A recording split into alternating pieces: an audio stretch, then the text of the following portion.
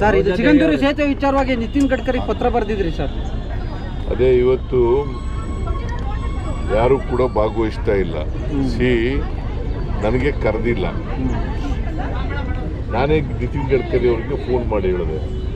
ನಿತಿನ್ ಗಡ್ಕರಿ ಅವರು ನಾನು ಮುಂದಕ್ಕೆ ಹಾಕ್ತೀನಿ ಅಂತ ಹೇಳಿದ್ರು. ಆಮೇಲೆ ಪತ್ರ ಬರೆದೆ ನಾನು.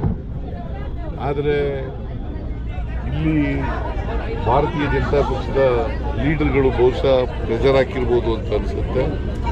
ಅವರು ನನಗೇನೂ ಹೇಳ್ದೇನೆ ಮಾಡ್ತಾ ಇದ್ದಾರೆ. ನಾನು ಹೋಗ್ತಾ ಇಲ್ಲ. ನಾನು ಈಗಾಗಲೇ ನಿಗದಿಯಾಗಿದ್ದಂಥ ಕಾರ್ಯಕ್ರಮ ಇಂಡಿನಲ್ಲಿ ಒಂದು ಕಾರ್ಯಕ್ರಮ ಇತ್ತು. ಅದು ಒಂದು ತಿಂಗಳಲ್ಲೇ ನಿಗದಿಯಾಗಿತ್ತು. ಆ ಕಾರ್ಯಕ್ರಮಕ್ಕೆ ಹೋಗ್ತಾ ಇದ್ದೀನಿ. ಅಲ್ಲಿ ಶಂಕುಸ್ಥಾಪನೆ ಉದ್ಘಾಟನೆ ಕಾರ್ಯಕ್ರಮ ಮಾಡ್ತಾ ಇದ್ದೀವಿ. ಅವ್ರಿಗೆ ಹೋಗ್ತಾ ಇಲ್ಲ. ನಾವು ಪ್ರತಿಭಟನಾರ್ಥವಾಗಿ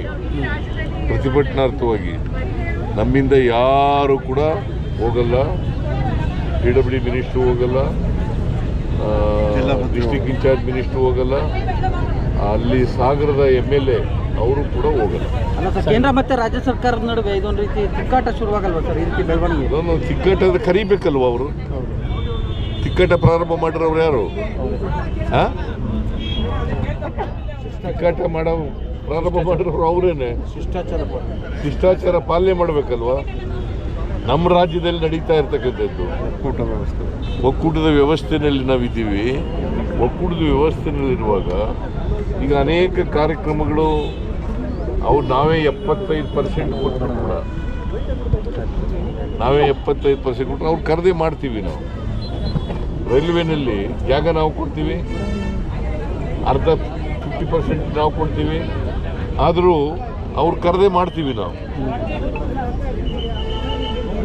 ಅವರು ಶಿಷ್ಟಾಚಾರದ ಪ್ರಕಾರ ನನಗೆ ಕರಿಬೇಕಾಗಿತ್ತು, PWD ಮಿನಿಸ್ಟರ್ ಕರಿಬೇಕಾಗಿತ್ತು, ಅಲ್ಲಿ ಲೋಕಲ್ MLA ಕರಿಬೇಕಾಗಿತ್ತು, ಡಿಸ್ಟ್ರಿಕ್ಟ್ ಇನ್ಚಾರ್ಜ್ ಮಿನಿಸ್ಟರ್ ಕರಿಬೇಕಾಗಿತ್ತು.